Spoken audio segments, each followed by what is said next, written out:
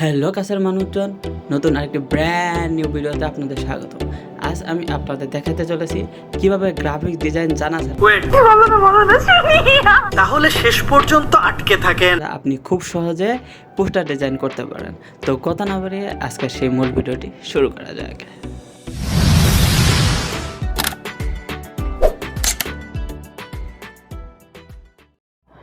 আজ আমি আপনাদের কোনো প্রকার সফটওয়্যার ছাড়া অর্থাৎ একটা ওয়েবসাইটের মাধ্যমে কিভাবে পোস্টার ডিজাইন করতে হয় সেটি দেখাবো। তো তার জন্য আমি প্রথমে একটা নিউ ট্যাব ওপেন করে নেব। এখান থেকে আমি ক্যানভাতে চলে যাব। তো এরকম ইন্টারফেস চলে আসার পরে তার আগে একটি কথা বলে নিই, যারা এখনও ক্যানভাতে লগ ইন করেনি তারা অবশ্যই ক্যানভাতে লগ ইন করে ঢুকবেন। এরকম ইন্টারফেস চলে আসার পরে এখান থেকে আমি চলে যাব এই যে একটা যে তীর চিহ্ন ছিল এদিকে এরকম ক্লিক করার পরে আপনারা দেখতে পাচ্ছেন যে এখানে লেখা আছে পোস্টার। তো পোস্টার এখানে আমি ক্লিক করে দেব। এরকম ক্লিক করে দেওয়ার পর পোস্টারের যে আসল মাপটা অর্থাৎ তার যে রেজুলেশনকৃত যে মাপ অর্থাৎ সাইজ, সেই সাইজ অবস্থায় পোস্টারটি রয়েছে। তো আজ আমি যে পোস্টারটি ডিজাইন করব সেই পোস্টারটি এখানে থেকে আমি সিলেক্ট করে নেব। তো আমি চাচ্ছি যে একটা স্কুলের পোস্টার কী ধরনের হয় সেটা দেখাতে।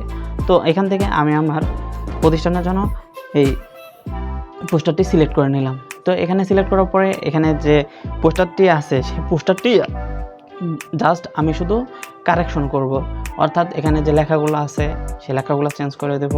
তারপরে যে ছবিটা দেওয়া আছে সেখানে আমার একটা ছবি দেব অথবা আমার প্রতিষ্ঠানের একটা ছবি দেব, এরকমটা।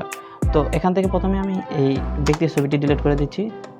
তারপর এখানে আমি আমার ছবি আপলোড করার জন্য এখানে যে আপলোড অপশন রয়েছে সেখানে আমি ক্লিক করে দেব।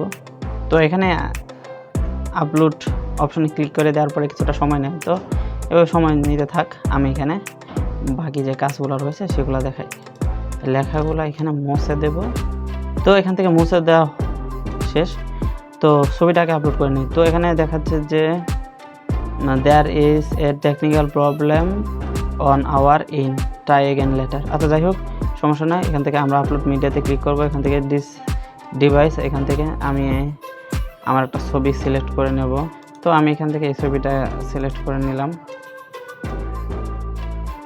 তো ছবিটা এখানে চলে আসছে, অর্থাৎ এটা আপলোড হতে একটু টাইম নেবে।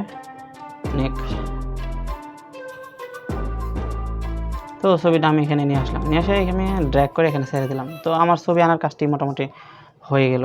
তো এখান থেকে আমি জাস্ট এই যে এখানে যে একটা ছিল এটাকে আমি চাচ্ছি যে হোয়াইট করে দিতে। তো হোয়াইট করে দিলাম। তারপরে যে এখানে এটা ছিল রেখাটা, এটাকেও আমি হোয়াইট করে দিলাম, ঠিক আছে। তারপরে এই যে এখানে যেটা ছিল সেটাকে আমি সিমিলার ওয়েতে হোয়াইট করে দিলাম। ওকে, তো আমার এখানে ছবির কাজটা শেষ। এখানে আমি আমার নামটি অর্থাৎ লিখতে চাচ্ছি। তো তার জন্য আপনারা কী করবেন, নাম লেখার জন্য এই যে এখানে যে টেক্সট আছে সে টেক্সটের উপর ক্লিক করে দেবেন। বিভিন্ন ধরনের ফন্ট চলে আসবে লেখার জন্য। তো এখানে আমি আমার নাম লিখে দেবো।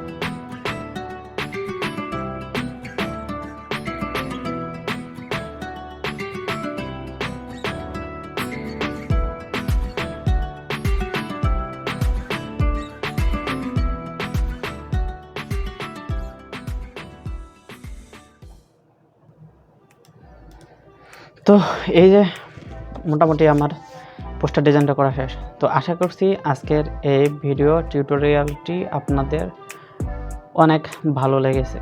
তো এরকম পোস্টার ডিজাইনটা করার পরে আপনারা কিভাবে সেটা ডাউনলোড করবেন। তো এটা এইভাবে তৈরি করার পরে আপনারা জাস্ট এখান থেকে শুধু এই যে ডাউনলোড অপশন রয়েছে এই ডাউনলোড অপশনে ক্লিক করে দেবেন।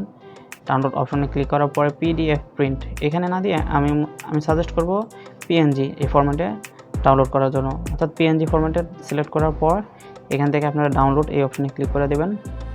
এবং এদিকে যদি লক্ষ্য করেন দেখতে পারবেন সেটি ডাউনলোড হয়ে যাচ্ছে এবং এখানে আমাদের যে ফ্রি ভার্সন চলতেছে তো তার জন্য এরকম একটা উইন্ডো মেসেজ আসছে।